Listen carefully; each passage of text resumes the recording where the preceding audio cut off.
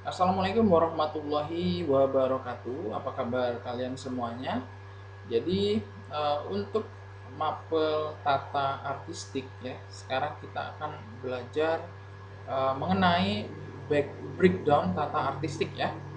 Jadi sebenarnya untuk KD yang harus kita pelajari itu sudah sampai di KD ini, teman-teman. Nah, ini ya, 3.5 yaitu menganalisis gambar perencanaan studio plan. Kemudian yang berikutnya adalah membuat gambar perencanaan studio plan ya.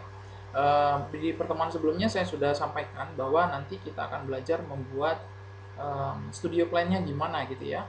Dan bahkan saya sudah menyuruh kalian untuk menganalisa apa yang sudah kalian buat, karya yang sebelumnya sudah kalian buat, kemudian digambar ya, digambar floor plan-nya gitu ya. Jadi sebenarnya sudah sampai sini, namun kali ini saya ingin menyampaikan kembali pada materi 4.2 ya.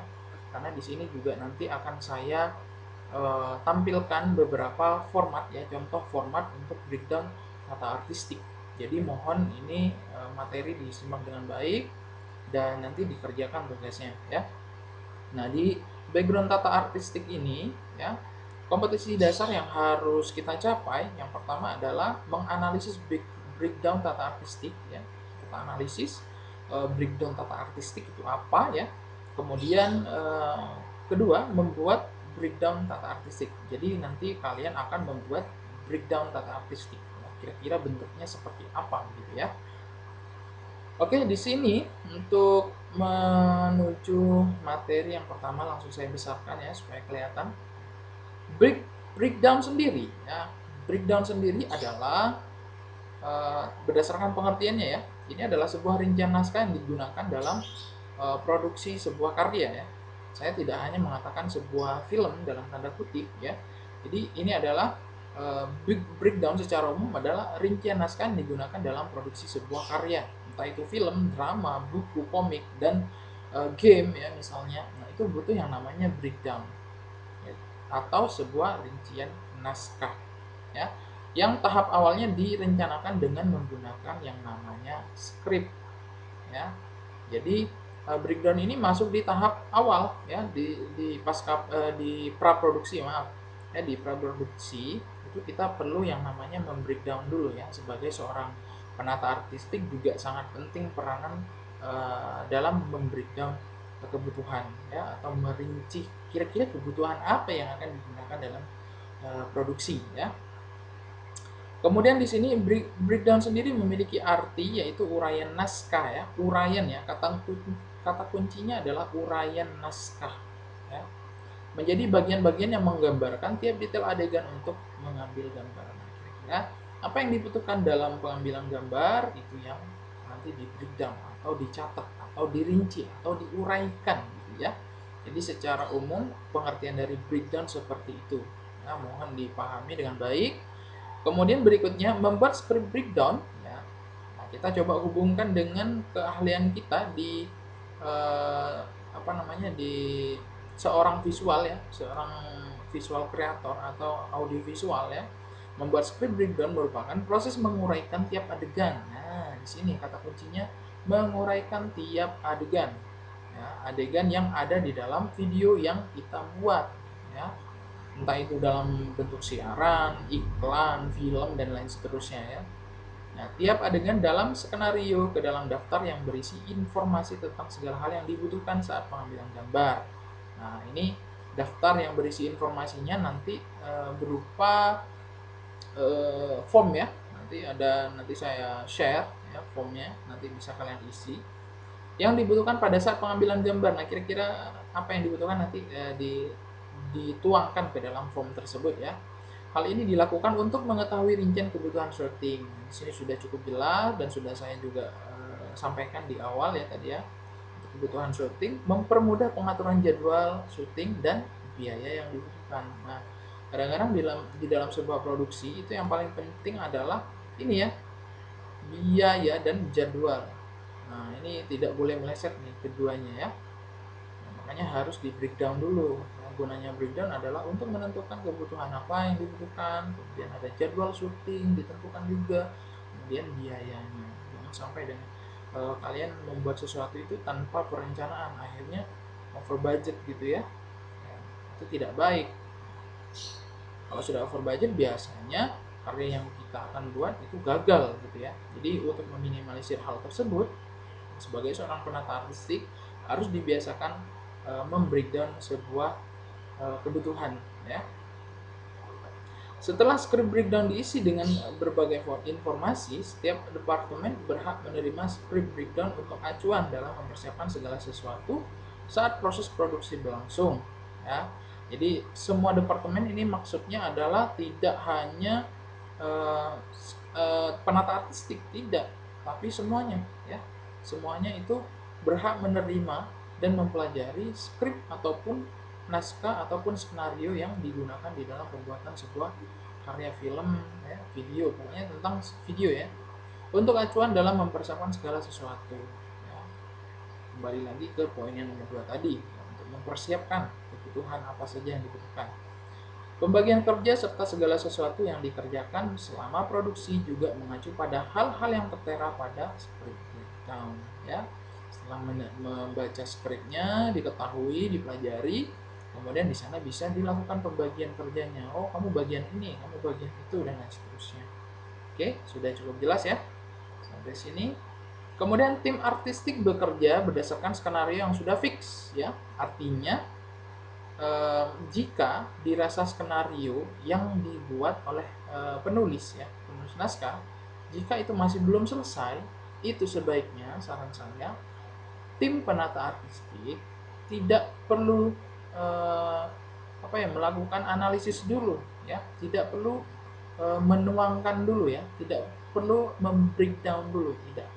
Karena biasanya breakdown itu dibuat setelah naskah atau skenario itu sudah fix atau sudah dikunci atau sudah di lock ya, di lock ya. Jadi tidak akan diubah-ubah lagi, maka tim artistik harus segera membreakdownnya agar diproses atau diketahui kebutuhan-kebutuhannya apa ya.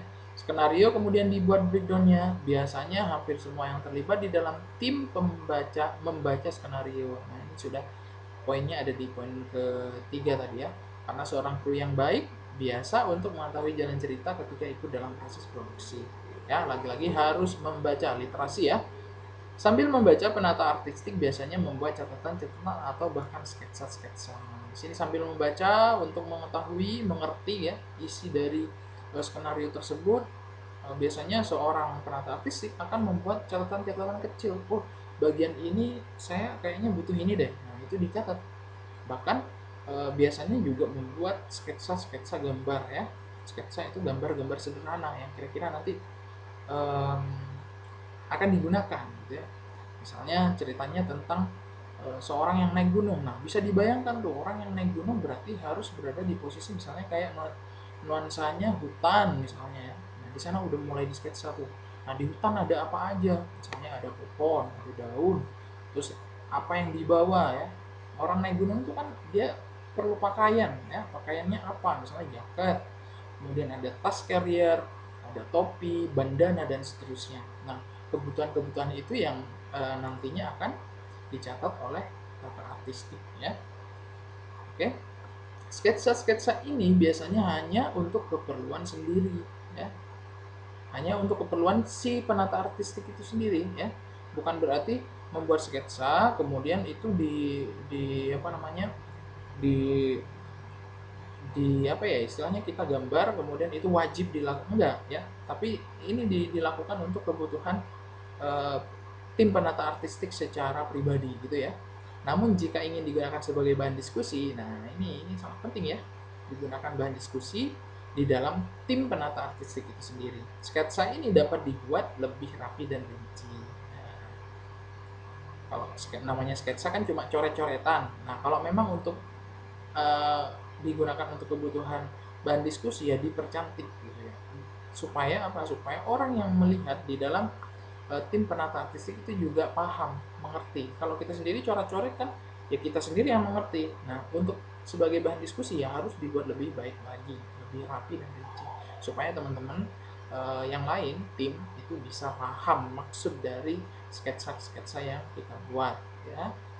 Namun mungkin saja skenario baru dibuat atau belum fix jika sudah ada gambaran mengenai bagian-bagian cerita yang penting, beberapa hal yang dapat dikerjakan lebih dulu, misalnya pencarian lokasi. Nah, ini sangat penting juga ini ya. Jadi sekalipun tidak fix ya, seperti yang sudah saya sebutkan tadi ya, sekalipun tidak fix, seorang pembuat skenario ataupun sutradara misalnya, dia tidak akan mungkin merubah bagian-bagian terpenting ya cerita, inti ceritanya itu tidak akan berubah pasti.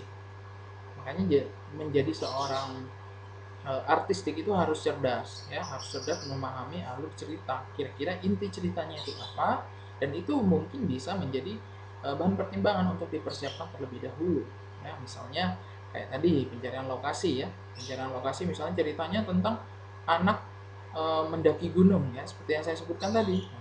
Ya udah, kalian cari dulu kira-kira di mana lokasinya untuk gunung yang bagus, yang visualnya itu akan bagus jika itu ditangkap oleh kamera ya. Kan nggak mungkin ceritanya tentang naik gunung terus pencarian lokasinya di luar selain gunung atau selain nuansa hutan misalnya, nggak mungkin. Nah, itu bagian-bagian yang penting dan itu tidak mungkin berubah. Yang mungkin berubah ya kayak misalnya baju warnanya apa ya, kemudian mereknya apa, itu mungkin yang akan berubah ya. Makanya sebaiknya tim tata artistik itu membuat breakdownnya setelah skenario sudah benar-benar sudah fix supaya tidak bekerja dua kali. Kemudian di bagian lain, asisten penata artistik menyusun breakdown. Semua unsur di dalam tata artistik dicoba untuk diteliti, ya, diteliti dan ditempatkan ke dalam form breakdown. Jadi segala sesuatunya di list tuh bener-bener. Kalau seorang pendaki, dia pakai apa? Jaket, pakai bandana, pakai gelang, ya, gelang tangan yang untuk ketinggian itu ya, untuk mengecek suhu dan lain seterusnya. Kemudian misalnya ciri-ciri orangnya seperti apa, castingnya ya, ini penting juga. Ciri-ciri orang naik gunung itu kesukaannya seperti apa sih, misalnya gondrong ya kan. Kemudian misalnya dia apa namanya, pakai tas besar atau tas kecil, ransel biasa ya, itu harus ditentukan atau diteliti ya. Oke, lanjut. Nah, ini adalah contoh from form breakdown tata artistik ya. Sebenarnya ada dua jenis ya. Yang ini adalah contoh yang pertama. Ya, contoh yang pertama ini ada beberapa kolom di sini. Silahkan nanti kalian pelajari. Yang pertama di sini ada kolom nomor, ada scene, eksterior atau interior ya. Scene berapa ya? Ini ditulis. Ini sesuai naskah ya, sesuai apa namanya? Sesuai script ya. Kemudian dia di mana lokasinya, eksterior, interior ya, di luar apa di dalam ruangan ya. Setnya di mana ya. Kemudian di sini casting, pemerannya siapa, kemudian properti yang digunakan apa saja, kostumnya apa saja, make upnya apa saja, efeknya apa saja ya, dan seterusnya ya. Nanti dilengkapi. Ini contoh yang pertama. Kemudian contoh yang kedua, formatnya adalah seperti ini. Nah, biasanya di bagian atas ya, ini ada judulnya di sini. Ini harus diisi nih, nama production company-nya apa ya. Judul proyeknya apa? Misalnya iklan layanan masyarakat. Durasinya berapa? Di sini juga ditulis. Ya, kalau iklan komersil kan biasanya tidak lebih dari 60 detik ya. Jadi di sini satuannya detik. Nah, kalau misalnya kalian bikin video klip itu kan lebih dari 1 menit ya. Di sini bisa diganti ke menit. Kemudian produsernya siapa, direkturnya siapa, art directornya siapa. Nanti ini ditulis aja ya.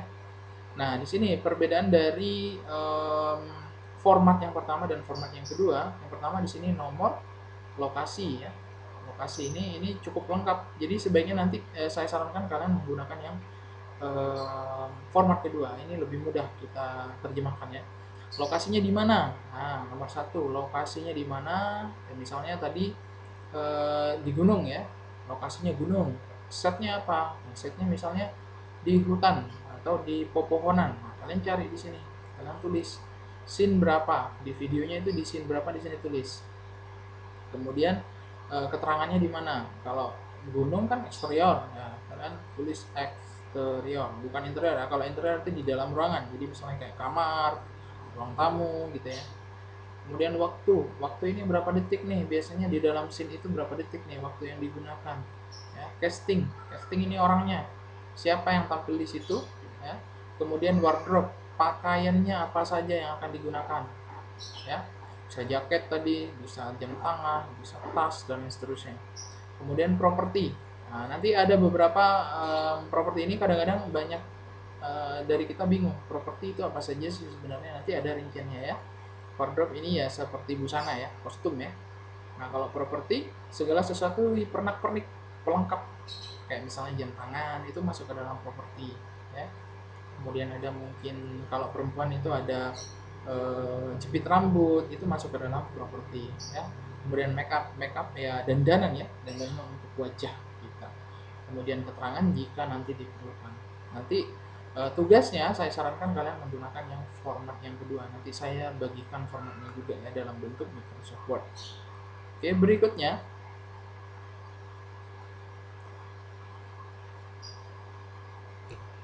Nah, ini breakdown tata artistik yang harus ada. Yang pertama adalah properti. Tadi ada ya di format itu. Kemudian make up ada. Kemudian wardrobe ada. Kemudian floor plan. Nah, ini floor plan dan set design ini disesuaikan ya, disesuaikan dengan projectnya apa. Floor plan itu kalau misalnya temanya tentang iklan, misalnya di suasananya di gunung, itu kita nggak perlu yang namanya floor plan maupun set design, nggak usah. Kalau yang ini biasanya digunakan di dalam studio. Oke, paham ya? Floor plan dan set design ini harus disesuaikan dengan tema atau filmnya apa, projectnya itu di mana gitu ya. Disesuaikan saja. Jika memang tidak memerlukan ya ini tidak perlu dimasukkan di dalam uh, lembar breakdown ini ya. Kalaupun ada nanti bisa dimasukkan ya, ditambahkan salah satunya di sini ya. Kemudian yang terakhir adalah kostum. Nah, kostum ini hampir sama dengan wardrobe, cuman kalau kostum ini tematik ya. Kostum misalnya kayak Halloween ya. Kalian tahu lah, Halloween kan biasanya dia kostum-kostum apa namanya, hantu gitu ya, serem-serem gitu ya kostum. Jadi dia tematik. Nah, kalau wardrobe itu secara umum biasanya. Wardrobe itu kayak tempat di mana dia tersedia baju-baju ya, segala jenis baju ya. Sebenarnya kostum ini masuk ke dalam wardrobe. Kemudian yang terakhir ini ya, ini macam-macam properti yang sudah saya sebutkan tadi. Jadi jangan bingung lagi ya, properti itu apa aja. Yang pertama ada hand property. Hand property itu ya segala sesuatu yang digunakan oleh aktor, ya, yang digunakan oleh pemainnya atau digunakan oleh talentnya. Misalnya seperti jam tangan, cincin, gelang, jepit rambut, bandana gitu ya. Segala sesuatu yang menempel di tubuh aktor ya, yang pernak-perniknya ya, kecil-kecil ya. Kemudian ada main property, adalah properti yang sulit untuk dipindah-pindah dan tidak boleh dipindahkan. Jadi misalnya properti itu seperti apa ya? Misalnya di dalam kamar mandi, di situ ada yang namanya toilet duduk misalnya. Nah, itu kan susah untuk dipindah-pindah. Nah, atau tidak boleh dipindah. Nah, itu juga termasuk dalam main property. Ya, istilahnya properti yang dia itu sifatnya ya udah di situ gitu ya, tidak akan pindah-pindah gitu ya. Kemudian berikutnya di sini ada grass property, adalah segala properti yang berkaitan dengan misalnya tanaman ya, rumput, taman, pepohonan, bunga. Nah, ini juga sebenarnya masuk ke dalam main property. Cuman ini lebih khusus kepada tanaman-tanaman gitu ya. Paham ya? Oke, kemudian wardrobe. Nah, seperti yang sudah saya sebutkan tadi, adalah properti yang digunakan atau yang menempel busana atau kostum ya. Kemudian yang terakhir ada art available offshoot atau properti yang berbicara seperti itu. Oke teman-teman, itu saja materinya ya. Jadi tolong ini nanti materinya kalian pahami, nanti saya share juga slide presentasi atau materinya nanti saya kirim ya. Yang jelas ini ada tugas untuk dikerjakan ya. Ini adalah lembar kerja, nanti silahkan kalian isi dan dikumpulkan juga hari ini ya, dalam bentuk tidak perlu dicetak atau di print ya, langsung dikerjakan. Nanti filenya dalam bentuk PDF saja, nanti dikumpulkan melalui WA pribadi. Oke, bisa dipahami. Nah, di sini production company nanti kalian isi sembarang apa gitu ya, di karang aja nggak apa-apa, atau nama kelasnya aja boleh. Kemudian project title-nya apa. Nah, kemudian durasinya berapa detik, produsernya siapa, ini silakan kalian isi, disesuaikan ya, sesuai dengan petunjuk yang ada di sini. Nah, kemudian di sini saya sertakan link ya. Link ini maksudnya adalah kalian tidak perlu membuat cerita sendiri ya. Kalian silahkan cari sebuah iklan yang ada di YouTube. Terserah kalian genrenya, mau yang lucu-lucu, mau yang serius, mau ILM, silahkan. Nanti kalian sertakan link videonya.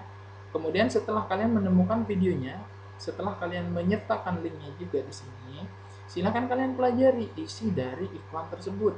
Kira-kira apa yang dibutuhkan dalam skenario ataupun adegan yang ada di dalam iklan itu. Jadi ini kita simulasikan dibalik aja. Ada karya, kemudian kalian analisis tuh kira-kira apa yang digunakan di sana, kalian catat ya. Misalnya nomor 1 iklannya tentang produk minuman Aqua gitu ya. Aqua lokasinya di mana? Di kantor misalnya. Kemudian setnya apa? Di meja. Scene berapa? Scene 1. Lokasinya interior apa eksterior? Interior. Waktu berapa detik? Di scene itu berapa detik gitu ya. Kemudian siapa yang tampil di sana? Misalnya bos, karyawan, dan lain seterusnya. Ya, kemudian ada wardrobe. Wardrobe-nya apa yang dipakai? Misalnya pakaiannya jas berdasi, ya kan? Kemudian propertinya apa? Ada meja, ada buku, ada catatan-catatan gitu ya. Kemudian make up-nya bagaimana? Ya layaknya orang yang kerja di kantor gitu ya, kalau lokasinya di kantor. Kemudian keterangannya apa? Ini diisi jika dibutuhkan. Nah, di sini ada 3 kolom, 3 baris gitu ya. Ada kolomnya. Nanti kalian sesuaikan nomor 1, 2, 3. Kalau misalnya kurang atau butuh ditambahkan, silahkan ditambahkan sendiri. Itu ya teman-teman ya. Jadi kali ini kita akan belajar membuat breakdown, breakdown tata artistik. Kita simulasikan berdasarkan video yang sudah ada. Silahkan kalian tentukan sendiri videonya, kalian pilih, kemudian kalian teliti dan kalian catat atau kalian tuangkan ke dalam lembar kerja ini ya. Silahkan dikerjakan dengan penuh tanggung jawab, semangat ya. Nanti dikumpulkan hari ini juga. Terima kasih, saya akhiri. Assalamualaikum warahmatullahi wabarakatuh.